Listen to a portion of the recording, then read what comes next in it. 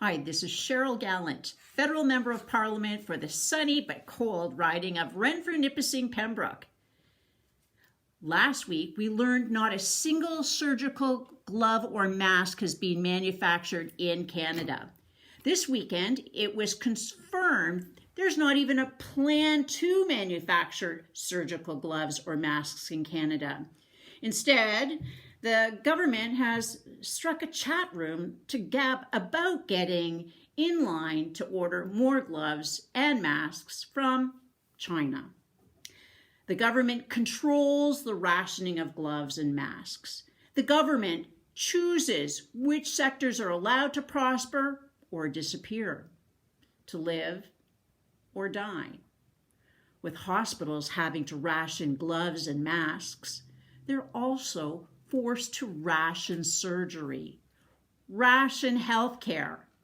People are dying because surgeries have been canceled.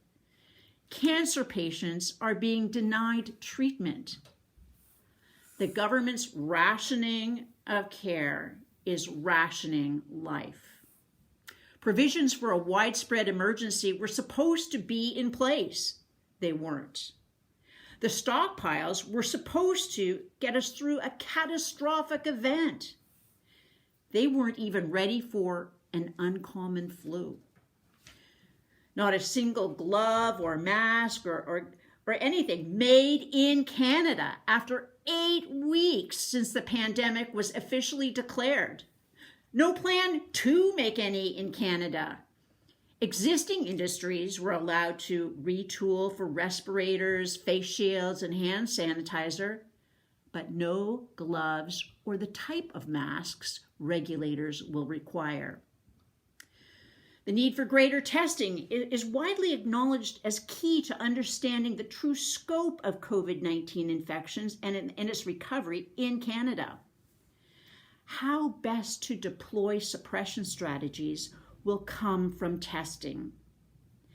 During the last week's special committee on COVID-19, I was shocked, but not surprised, by the response Canadians received from the Federal Minister of Health on testing for the coronavirus. She confirmed that under her watch, medical test kit approvals took 6 months or longer than necessary. Then she went on to claim that now the timeline is 1 to 7 days. But is it? We recently learned that more than 50 companies are still waiting for approval from Health Canada to distribute virus test kits. In Canada, they're still under review. Canadian private companies have already created rapid blood tests that can provide results in under 20 minutes. These tests have been approved for use in Europe, Asia, and in the US. Other countries have been able to adopt and implement a fast-track system for approval. Canada should too. In March, the Minister of Health signed an interim order to allow Health Canada to consider other countries' approval of medical products when reviewing Canadian products. However, over 50 companies are still waiting for approvals to distribute test kits. And now we find out the testing kits that have been approved are now being recalled. One of the frustrating things with the pandemic is watching how slowly the government has acted and how long it's taken them to bring in a fast-track system to get new testing kits approved. It's essential to support the provinces. The federal government has to ensure we have the necessary personal equipment. That's the first thing. The second thing is the test kits. We have noted other countries found ways to have a system that's been setting up approvals faster than ours without reducing the risk to people. But Canada's not doing those things. These are Canadian companies. these Canadian companies are able to sell their kits to the UK and the United States, but they cannot distribute them in Canada because the federal government has not created a faster system to approve them within the Department of Health. That is one thing we've said. We need action by the federal government. What is it going to take to get this government to get its act together? When will this backlog be cleared? In one particularly glaring example of government incompetence, Markham, Ontario-based BTNX has been approved to sell their testing kits in the US. The Prime Minister, as usual, was too confused to explain why BTNX has not received approval in Canada. Even after he was directly asked, he denied this would be the case. Provinces' plans to ease health restrictions are dependent on their ability to dramatically ramp up testing. Canadians would like to reclaim their lives and do so safely. From the beginning of this crisis, the Liberals have been slow to react, and their failures have cost Canadians dearly. Their failure to close our borders allowed the virus to spread.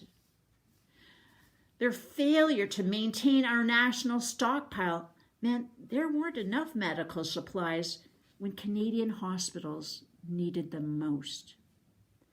Their failure to get programs right the first time has allowed workplaces and workers to fall through the cracks. Liberal failures cannot be allowed to derail provincial efforts to revise the health restrictions and get our country back on track. As provinces start to open their doors, businesses are going to close because the Liberal government has made it impossible to stay afloat. The government keeps talking about getting much needed medical supplies from China, but supply flights have been forced to return from China empty. And just last week, we learned that 1 million face masks were defective and couldn't be distributed. Test kits have arrived contaminated. Being held hostage by a communist government that insists on holding Canadians hostage in prison is clearly not the solution. At the beginning of March, the government said it was leading a bulk purchase of new ventilators. It's now past the beginning of May, and Canada still has not received a single new ventilator. So what is this government doing to ramp up production here at home?